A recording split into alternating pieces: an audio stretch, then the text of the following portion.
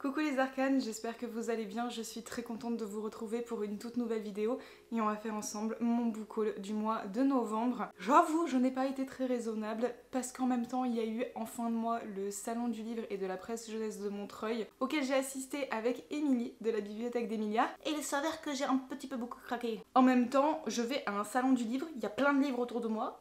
Forcément le carnage allait être vite là. Donc je vais vous montrer toutes les réceptions et achats que j'ai effectués au cours du mois et je terminerai ensuite par le petit retour sur le SLPJ de Montreuil avec toutes mes acquisitions. Mais avant de rentrer dans le vif du sujet, j'aimerais vous présenter la marque Bears with Benefits que j'ai essayé de prononcer avec mon fabuleux accent anglais. C'est une marque de compléments alimentaires d'oursons gélifiés. Donc ce sont des petits oursons trop mignons que vous allez pouvoir prendre et si vous ne savez pas en fait quel produit cibler, vous avez un test qui est disponible qui a été réalisé par un docteur et qui va vous permettre, suite à plusieurs questions auxquelles vous allez répondre, de cibler votre besoin et aussi vous aiguiller sur les produits qui sont le mieux adaptés. Et la marque m'a envoyé 2 produits à tester parce que en ce moment je suis hyper fatiguée. J'ai enchaîné en fait un déménagement puis 2 semaines de maladie. Du coup j'avais besoin de me requinquer un petit peu, c'est pour ça qu'ils m'ont envoyé ce produit. Il s'agit de la cure forme olympique énergie avec de la guarana, de la vitamine B6 et du tyrosine. Là on est sur une saveur cola, je vous avoue que c'est pas mon préféré. Il m'a envoyé aussi le produit crinière de feu cheveux sublimes. Parce que oui, il faut bien que je fasse quelque chose pour cette tignasse. Donc là on est sur un produit sans sucre et vegan à raison d'une gummies par jour, donc c'est une cure sur 2 mois. Et là au niveau du goût c'est nettement plus que j'aime parce qu'on est sur fruits des bois. Et si vous voulez justement pouvoir tester la marque, vous avez la possibilité de prendre le coffret spécial de leur best-seller et ça peut être, je sais pas, un beau cadeau pour sous le sapin ou un cadeau de vous à vous. Je pense qu'il est important dans la vie de se faire des cadeaux à soi-même. En attendant, si vous voulez profiter justement pour découvrir la marque, vous avez mon code qui vous donne 10% sur l'intégralité du site internet en complément des produits qui sont déjà remisés. Il n'y a pas de durée limite pour ce code là, vous pouvez en profiter n'importe quand. Le lien disponible vous amènera directement sur le site internet et le code sera entièrement appliqué. Et encore un grand merci à Bears with Benefits de m'avoir permis de découvrir ces produits. C'en est tout pour cette petite aparté, je vous remercie de l'avoir suivi. On va passer maintenant à mes achats et je commence avec les graphiques. J'ai reçu de la part des éditions Vega Dupuis une suite de séries de mangas que j'affectionne tout particulièrement parce qu'on est sur quelque chose d'assez psychologique, un thriller assez angoissant aussi. Il s'agit du tome 4 de Days Game. Je n'ai pas encore lu le tome 3, honte à moi, je l'avoue. Dans cette histoire, on va y suivre un groupe de prisonniers qui vont être choisis par le directeur de la prison pour assister à une expérience psychosociale. Le but étant de déterminer s'ils sont aptes à rejoindre la société à nouveau. Pourtant, ce sont des criminels assez lourds, des passifs qui sont très graves et c'est pas non plus les plus gentils si vous voyez ce que je veux dire. On peut pas dire que c'était les candidats les plus appropriés pour ce type d'expérience et dans leur volonté aussi de rédemption. C'est un groupe de prisonniers qui va se retrouver dans une maison à devoir cohabiter ensemble au fil des jours, mais la petite particularité c'est qu'ils doivent récolter un merci verbalement. Ils doivent venir en aide aux gens, ceux-ci doivent les remercier. Si ce n'est pas le cas, il y a une roulette russe qui s'enclenche et va désigner un seul des prisonniers au hasard. Celui qui sera désigné va voir la petite pilule qui est implantée dans leur tête s'ouvrir et se déverser un acide qui va entraîner la mort. J'avais bien aimé justement rentrer dans des choses assez lourdes quand même, c'est pas à mettre entre toutes les mains, il y a beaucoup de trigger warning dessus, mais en tout cas moi j'ai adoré les premiers tomes donc très hâte de poursuivre. Une autre suite de saga que j'ai reçue de la part des éditions K-Factory en service de presse, il s'agit de La méchante est une marionnette.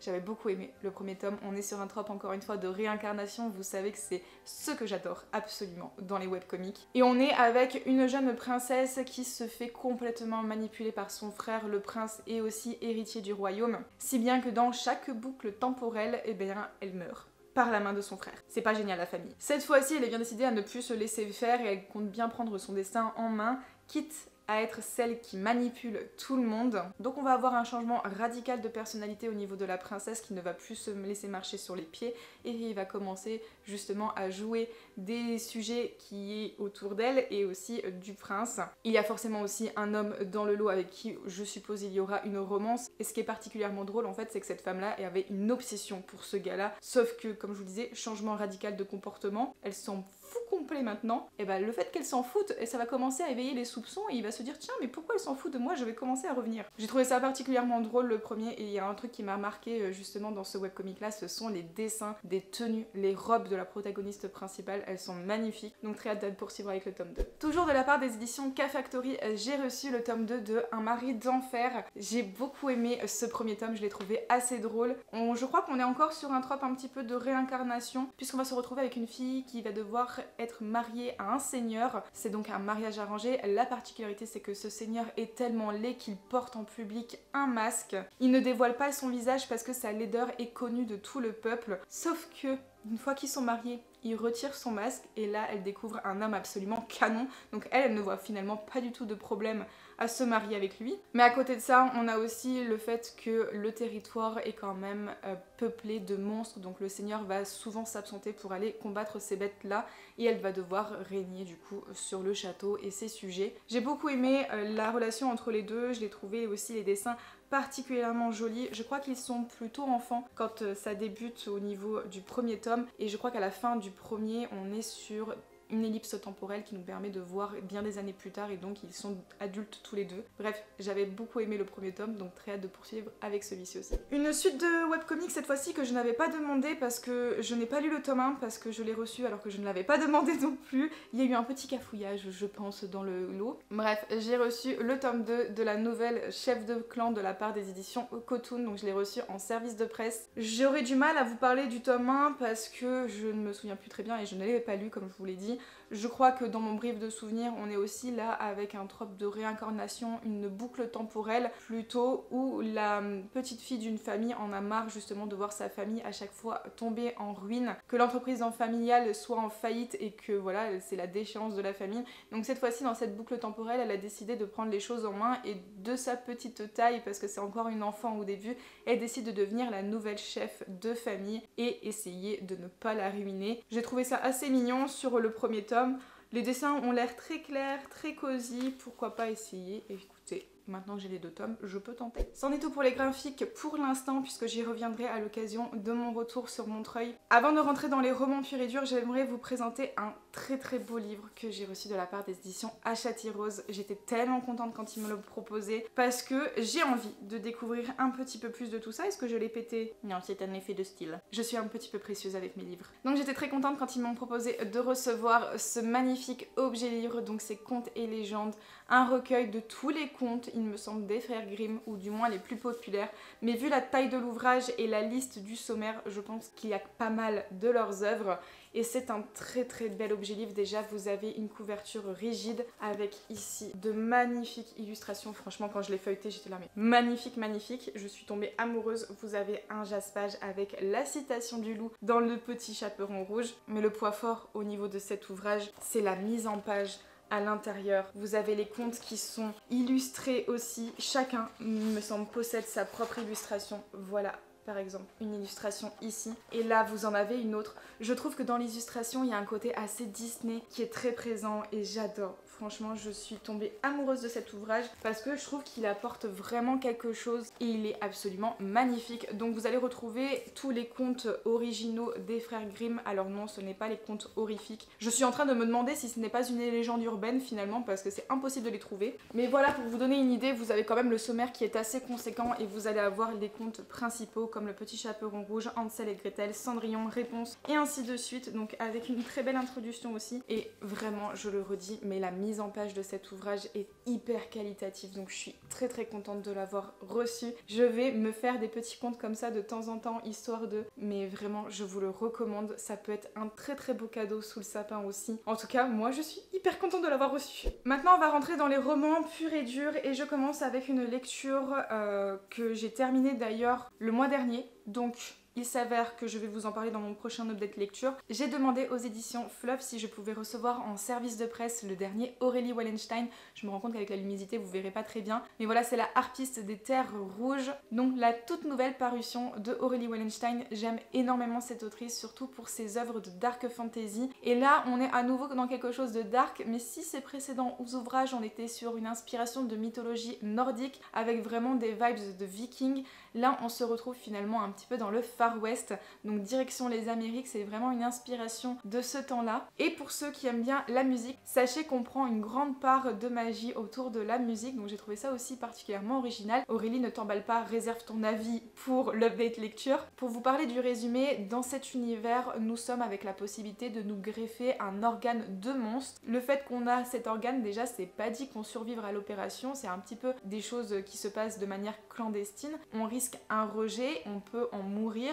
et si on arrive à accepter finalement cette greffe, on développe un pouvoir. Ça peut être un pouvoir totalement secondaire, totalement inoffensif, et au contraire on peut développer aussi un pouvoir extrêmement dangereux. Dans tous les cas, à chaque pouvoir il y a une contrepartie, un revers, et on va suivre Abraham qui a appris la disparition de son frère. Apparemment il a des ennuis, il est tenu par la harpiste des Terres Rouges. Donc c'est une femme, est-ce qu'on peut toujours appeler ça une femme en sachant qu'elle n'a plus de tête et à la place de sa tête il y a une harpe? Quoi qu'il en soit, c'est un monstre du coup qui domine les Terres Rouges et qui siège au sein de son opéra et qui envoûte tout le monde par sa musique. Il va décider donc de partir à la recherche de son frère et essayer de le sauver. Il va intégrer un groupe de chasseurs de primes qui veut tuer justement la harpiste. Et là il va se passer tout plein de choses. Donc je garde mon avis pour l'update lecture, mais sachez que j'ai particulièrement apprécié cet ouvrage. J'ai encore une fois adoré la manière dont Aurélie Wallenstein a abordé certains sujets et comment elle traite justement encore une fois la folie humaine.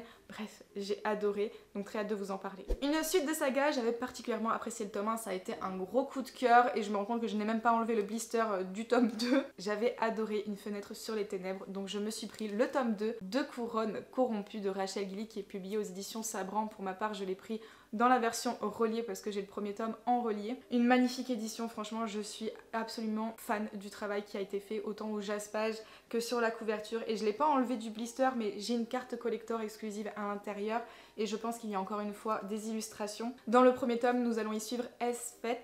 C'est très dur à dire, encore une fois, je le redis, mais ce prénom ne m'aide pas. Qui vit dans la ville de Bourde. Cette ville-là a la particularité d'être entourée de brume. Cette brume, elle est menaçante et tous ceux qui pénètrent dans cette brume-là, déjà, pas dit qu'ils s'en sortent. Et ceux qui ont la chance d'en sortir commencent à développer des pouvoirs. Pas de bol non plus, ils sont exécutés justement parce qu'ils sont ressortis de cette brume et qu'ils ont été atteints par la fièvre qui a donné ces pouvoirs. Donc dans tous les cas, si tu entres dans la brume, tu crèves. Et notre jeune Elset, comme vous vous en doutez, a échappé justement à ce destin funeste. Elle est rentrée dans la brume, elle en est ressortie apparemment sans pouvoir, c'est du moins ce que croit sa famille, c'est pour ça qu'ils ont conservé ce secret.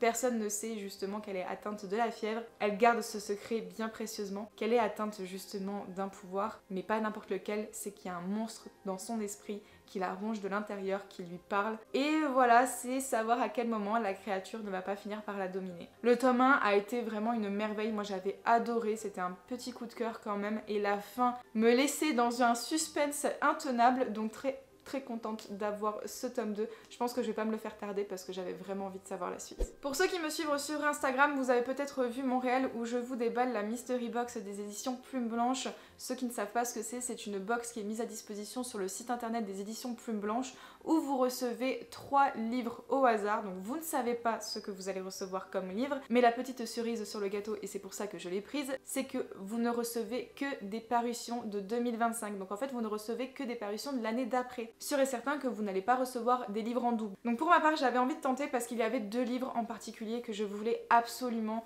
sur l'année prochaine, et en plus de ça ce sont des sorties qui allaient paraître en fin d'année, donc s'il y avait une petite chance que je le reçoive avant, ça me plaisait bien. Donc je vais vous montrer parce que je suis hyper contente de ce que j'ai reçu, franchement ça correspond tout à fait à mon univers. Il y a des titres, c'était pas forcément ceux vers lesquels je m'étais dirigée, mais dans le style, dans le genre et tout, mais en fait ça matche totalement avec ce que je lis, donc franchement un très bon choix de la part de la maison d'édition. Le premier donc que j'ai reçu dans cette box, c'est une parution pour janvier, donc vous n'allez pas attendre pour le recevoir ou le lire ou l'acheter ou ce que vous voulez, puisque du coup il est disponible très prochainement. Il s'agit de Âme Sang de Marion Aubry aux éditions Plume Blanche, donc il me semble que c'est une réédition d'une de ses œuvres, et déjà matez-moi cette couverture, je la trouve absolument magnifique. Le livre n'est pas spécialement gros, il fait moins de 300 pages et c'est écrit plutôt gros, mais je suis quand même très curieuse de le découvrir. En tout cas, au niveau de la couverture, ça semble quand même plutôt pas mal. À l'insu des humains, sous terre, il y a un peuple qui vit, qui est aussi étrange et dangereux. C'est un peuple, comme on le voit sur la couverture, qui est un mix entre des vampires et des fées.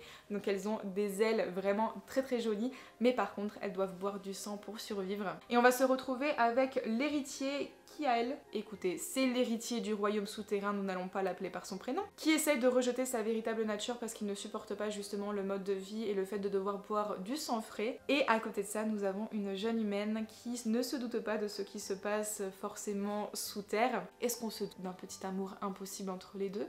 Ça a l'air de me plaire en tout cas, surtout que ça a l'air d'être bien sanglant, bien horrifique, un peu de noirceur, ça me plaît, donc écoutez, très hâte de le découvrir. Petit aparté, mais je pense que celui-ci je le lirai dans pas trop longtemps parce que j'aimerais bien vous faire ma chronique juste avant sa sortie ou autour de sa sortie. Le deuxième livre que j'ai reçu, c'était un primo-roman il me semble, et je m'étais pas arrêtée dessus en fait quand il y a eu des petits teasings comme ça. Je sais pas, mais la couverture déjà est magnifique et quand on me parle de dark fantasy, j'ai dit ok, ça c'est pour moi, ça peut m'intéresser. Et il s'agit de La mémoire des eaux de Margot Luton. Déjà la couverture, mais n'est-elle pas magnifique? Je suis absolument fan de ce visage de profil avec cette oreille justement d'elfe qui est bien mise en avant et tout le sang qui découline de son visage. Bon, je suis absolument fan. Et donc on est bien sur de la dark fantasy, donc c'est un premier roman et on est sur une trilogie. Et là de ce que je me souviens, c'est que le monde s'écroule totalement, les elfes qui dominent la terre commencent à être chassés par les humains et en fait c'est une dame qui va se mettre à chercher celui qui est capable en fait d'avoir les souvenirs dans les eaux.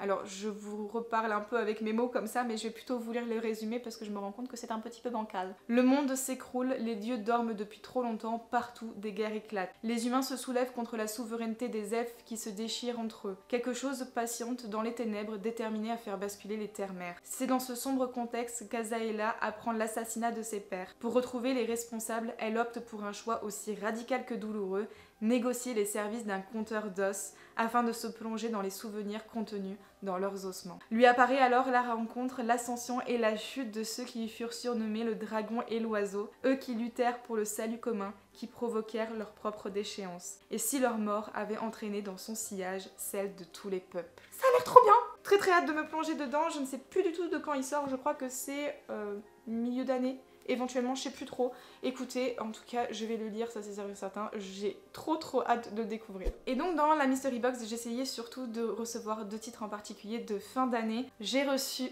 un titre sur ces deux-là, donc j'étais particulièrement contente. Et c'était en plus mon top 1, celui que je voulais trop recevoir et que j'espérais trop recevoir. Je l'ai reçu, du coup, j'étais trop contente. Et en plus de ça, c'est un titre sur lequel vous m'avez beaucoup tagué en fait quand il a été teasé par la maison d'édition. À raison d'ailleurs, puisque c'est Les Arcanes du Mal de Sacha Morage. Donc matez-moi cette magnifique couverture. Forcément, on est avec un jeu de tarot. J'ai d'ailleurs reçu dans la Mystery Box le jeu de tarot qui est inspiré du coup du roman. Bon, je dois vous avouer que niveau qualité, ça équivaut pas à les jeux de tarot que vous pouvez retrouver sur le marché. C'est vraiment, voilà, un petit goodies pour ceux qui sont fans en fait de l'univers. Mais c'est pas non plus de la grande qualité au niveau des cartes, je dois être honnête avec vous. Mais c'est quand même sympa d'avoir un jeu qui est dans l'univers du livre. Donc très hâte celui-ci, donc il sera à apparaître en fin d'année et je ne sais pas encore si je me jette dessus ou si j'attends éventuellement la sortie en fin d'année pour vous faire ma chronique. En tout cas, on nous dit que Alicia rêve de voir comme sa mère, mais elle n'est qu'une simple humaine, une réserve de sang pour le commerce de sa génitrice. Encore une fois, franchement, vous êtes dans des familles franchement sympas. Un sang qui devient plus précieux lorsqu'elle ingère du thym, de la poudre d'os ou de la belladone. Franchement sympa la mère. Hein. Tout est hostile à Alicia depuis toujours et sa vie se complique encore dans l'université magique où elle est acceptée pour étudier. Aveugle aux illusions mortelles qui infestent les lieux, ses journées sont des luttes et ses cours des épreuves. Seul un jeu de tarot noir et glacé lui permet de survivre grâce au pouvoir étrange qu'il lui confère, mais à chaque carte tirée, le jeu s'immisce un peu plus dans son esprit et Alicia ne réalise pas qu'elle devient le jouet de forces sombres et maléfiques. J'adore ce principe de la magie vient avec un prix en fait. On le retrouve aussi dans le livre que je vous ai présenté finalement, Une fenêtre sous les ténèbres avec le tome 2, parce qu'on a les cartes de la Providence où chaque magie de cette carte apporte aussi un revers. Dans l'harpiste aussi des terres rouges, il y a une contrepartie à ses pouvoirs. J'aime beaucoup parce que ça permet de rééquilibrer justement les jeux. Et bref, j'adore. Donc très hâte de m'y mettre. Je trouve que, je sais pas si celui-ci c'est pareil, je trouve que la maison d'édition Plume Blanche a fait un effort un petit peu sur la mise en page. Il y a un petit peu plus de marge, c'est écrit un petit peu plus gros. Donc écoutez, je trouve ça bien aussi que ça prenne en compte les avis des lecteurs. Celui-ci, comment il est? Bon, il est écrit petit quand même, mais je trouve que les marges sont un peu mieux aussi. Bref, tout ça pour dire que j'ai très hâte de découvrir ce titre-là. Ça me permet de faire aussi une très belle transition, enfin belle, tout est relatif, parce que je viens de vous parler du coup de la box des éditions Plume Blanche et j'ai reçu une autre box avec un livre des éditions Plume Blanche également.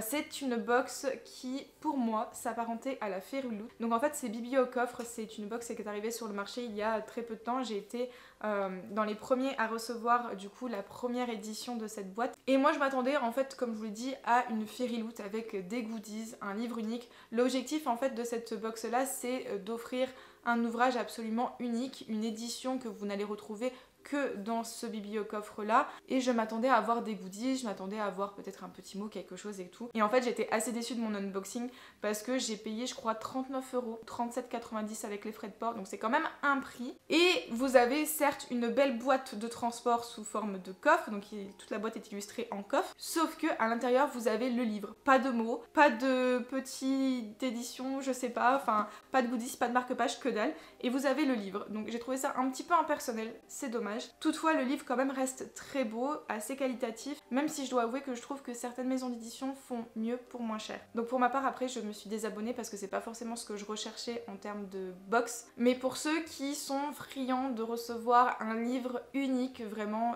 pour avoir la collection, un bel objet livre qui n'est retrouvable nulle part ailleurs parce qu'il ne sera pas disponible en librairie, c'est vraiment une édition spéciale pour la bibliocoffre, donc ça peut être intéressant pour ceux qui préfèrent justement l'objet de collection. Pour moi c'était pas forcément mon cas, donc tant pis. En tout cas c'est un livre des éditions Plume Blanche qui était à paraître en novembre, donc très contente de l'avoir reçu. Je suis assez curieuse de découvrir. Il s'agit des Cerfs sous le velours noir, j'ai un peu bugué au niveau du titre, il fallait que je lise, de Charlène Ferlet, donc dans une très belle édition reliée. Voilà, la couverture elle fait un peu effet gomme, donc voilà un petit peu ce que ça donne. Il y a un très beau jaspage, des illustrations à l'intérieur, il est dédicacé, il y a une petite préface aussi de l'auteur qui nous parle un petit peu de son livre. Donc écoutez, ça reste quand même une très belle édition, mais c'est pas ce que je recherche, donc c'est pour ça que moi je me suis désabonnée.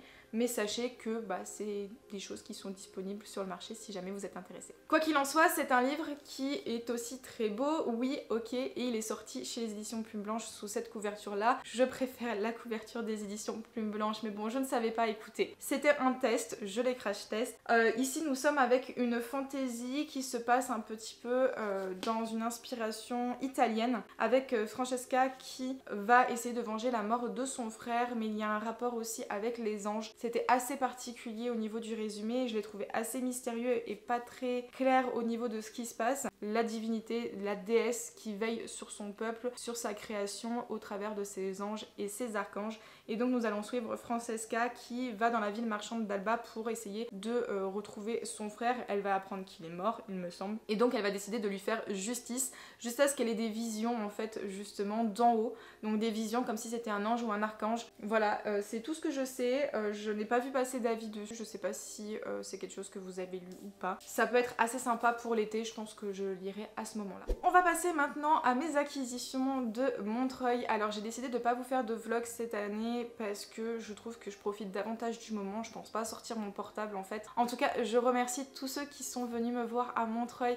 qui ont pris le temps de papoter avec moi, de rigoler, de me faire des blagues aussi pour des marque-pages. Vous avez été nombreux à jouer le jeu, ça m'a fait hyper plaisir. Et en plus vous êtes venus, voilà, vous m'avez demandé des photos, donc c'était hyper chou, j'ai adoré. Franchement, si je me déplace en salon comme ça, c'est pour vous rencontrer en fait, sinon je me déplace pas, je reste chez moi. Outre le fait que j'y vais aussi avec mon amie Émilie, et c'est un peu notre rituel chaque année, c'est un peu quelque chose que j'aime bien faire justement, aller à votre rencontre. Donc un grand merci d'avoir pris le temps de me retrouver sur le salon et d'être venu me voir. J'ai fait bien évidemment des craquages. La petite histoire, c'est qu'avec Émilie, en fait, quand on est arrivé le premier jour, elle a vu une dédicace d'une bande dessinée en disant « Oh, il y a des paillettes, je veux. Donc on est parti au travers du salon pour essayer de trouver cette bande dessinée et il s'avère que c'était celle-ci, Au champ des grenouilles. Le premier tome donc à la collection Métamorphose de Oxymore. La scénariste c'est Barbara Canepa. Je ne dirai pas les autres noms parce que je les connais pas. La particularité de cette série en 12 tomes, ce n'est pas encore les 12 qui sont parus, c'est que chaque tome sera illustré par un illustrateur différent et je trouve ça sympa. Les dessins se ressemblent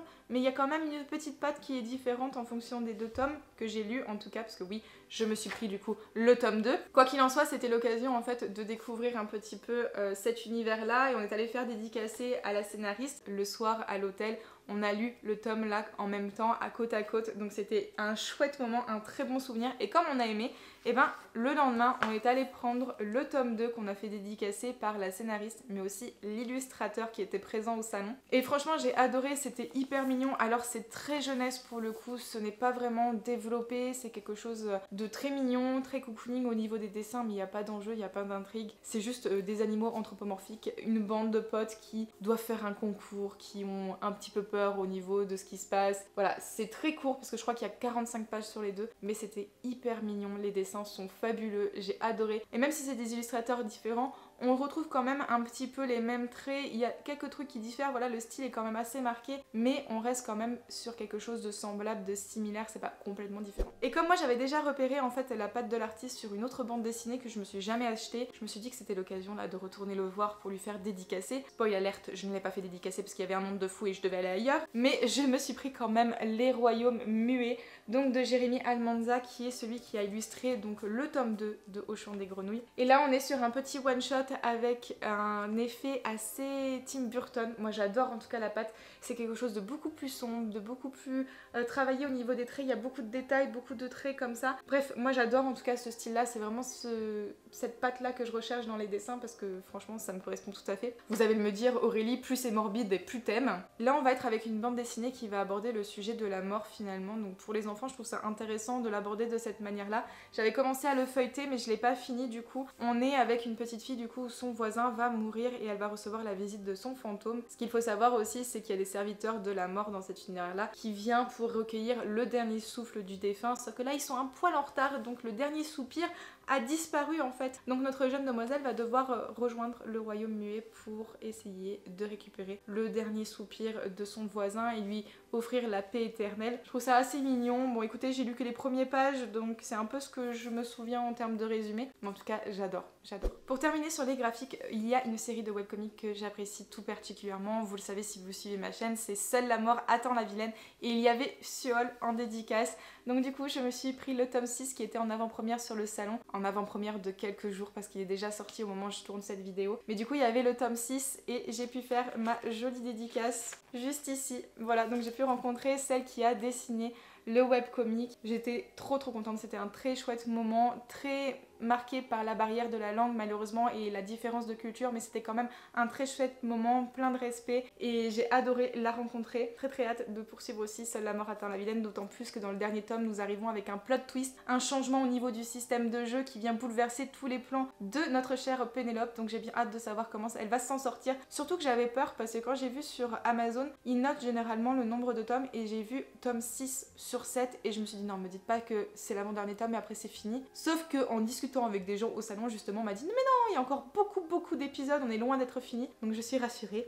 On va en avoir encore pour un moment. En tout cas, très hâte de me plancher dessus. Je pense que je vous en reparler dans mon update lecture de décembre, donc qui sera à apparaître l'année prochaine. En tout cas, très hâte de retrouver Pénélope et ses petites aventures. Et là, totalement un chat imprévu parce que je l'avais déjà repéré à sa sortie dans la maison d'édition Le Chat Noir, mais en se baladant, en flânant un petit peu sur les stands, on s'est arrêté du coup au Chat Noir. Et Mathieu Guibé m'a bien vendu quand même ce titre-là. Donc, je suis repartie avec L'Automne du Grimoire, le premier tome, Les Sœurs Solstice de J.L. Vampa. Donc on est sur des titres qui vont être un roman par saison. J'ai eu un peu de mal à formuler ma phrase, mais vous m'avez comprise. Le premier tome se déroule en automne, le tome 2 qui sera apparaître, je crois, le premier trimestre de 2025 sera sur La Sœur de l'Hiver. Et la particularité cette fois-ci au niveau du changement de saison, c'est que chaque sœur va avoir son passage. Chacune va recevoir à chaque fois un grimoire avec des instructions à faire durant cette saison pour pouvoir la marquer. L'automne va recevoir le grimoire voir et il y a des choses qui vont être assez bizarres dans les instructions, des choses qu'on lui demande de faire et qu'on lui a jamais demandé de faire. Donc ça la perturbe un peu au début, elle va commencer à les faire mais après elle va se poser des questions, elle va s'en poser de plus en plus si bien qu'elle va chercher à savoir finalement qui dicte ces instructions. Donc il y aura une petite enquête à côté. Je vous montre un petit peu le fan art. Ça a de quoi donner envie cette chose, moi je vous le dis. Je dis oui, je vais le lire. Alors ok, l'automne est un petit peu passé, mais je peux faire une exception. Surtout s'il y a le tome 2 qui suit pour l'hiver, je peux le lire aussi. Et enfin, je vais terminer avec la toute dernière réception en lien avec Montreuil, parce que c'est un service de presse que j'ai reçu, puisque j'ai eu l'occasion d'être invitée à un goûter chez Gulfstream Editor pour la présentation de leur programme 2025. Franchement, il y a des pépites qui arrivent, dont l'une que je tiens entre mes mains, je suis sûre que ça va être une pépite. Parce que ce roman-ci a fait fureur à Montreuil, si bien qu'il a fini sold out en début de samedi après-midi. Donc vraiment, c'est un premier roman et pour le coup, très très bon démarrage. Il y avait des queues immenses pour sa dédicace, donc autant vous dire que j'ai pas voulu faire autant de queues, mais je suis quand même très contente parce que durant ce goûter avec Gulfstream Editor, j'ai pu recevoir du coup le premier tome de Peau d'âme d'Aude Ziegelmeyer, j'espère que ça se prononce comme ça. C'est de la dark fantasy, plutôt young adulte, mais plutôt adulte dans les thèmes qui sont abordés quand même. Je crois que c'est à partir de 15 ans, je voudrais pas dire de conneries, donc renseignez-vous. Quoi qu'il en soit, c'est une avant-première qui sera à paraître aux éditions Gulfstream Editor le 6 mars 2025, donc vous avez encore le temps. Donc c'est un très bel objet livre, d'autant plus que vous avez un magnifique jaspage et à l'intérieur en fait vous avez des illustrations. L'autrice dessine, donc vous avez des illustrations qui sont disponibles dans le roman. Vous en avez je crois 3 ou 4, voilà par exemple. Alors pour vous parler du résumé qui était un petit peu flou dans ma tête et je ne voudrais pas trop en révéler, en tout cas quand ils nous l'ont pitché j'ai dit ce livre est fait pour moi. Nous sommes avec un roi, duc, je ne sais point. En tout cas, nous sommes avec la jeune demoiselle là. Son père a décidé de ne pas faire d'elle son héritière parce qu'elle vit encore sous l'ombre de sa mère qui est décédée. Son père la pense beaucoup trop fragile comme sa mère pour devenir son héritière. Sauf qu'à un moment donné, il va se dire tiens, finalement, si ma propre fille, j'en faisais mon épouse. Autant vous dire qu'elle ne va pas apprécier la jeune demoiselle et donc elle va radicalement changer. Ça va être le point culminant en fait de l'histoire qui va basculer absolument tout et on va rentrer dans quelque chose, je crois, d'extrêmement dark. Donc ça me plaît beaucoup. Elle va avoir, je pense, une petite relation avec le fou, mais ce fou est assez aussi particulier. Donc je ne vous en dirai pas plus, je vous invite à vous renseigner sur le résumé si vous en avez envie. En tout cas, moi je suis très impatiente de le découvrir. Je dis ça pour tous les titres, mais en même temps, si je les achète, c'est que j'ai envie de les découvrir. Et voilà tout le monde, nous sommes déjà arrivés à la fin de cette vidéo. J'espère sincèrement qu'elle vous aura plu. N'hésitez pas à me dire combien de titres sont rentrés dans votre pile à lire à vous au cours du mois de novembre. Pour ma part, il y en a quand même quelques-uns. Je n'ai pas compté, je n'ai pas voulu compter. Je resterai dans le déni jusqu'à ce que je fasse éventuellement la miniature de cette vidéo. En tout cas, merci à vous pour tout ce que vous m'apportez au quotidien. Je suis très contente de pouvoir continuer à faire des vidéos. Des changements arrivent sur la chaîne prochainement parce que j'ai investi, voilà. Donc je reviendrai, je sais pas trop ce que ça va donner, mais je reviendrai avec des nouvelles choses. Et en attendant la prochaine vidéo, je vous fais à tous de gros bisous et je vous dis à bientôt. Ciao ciao!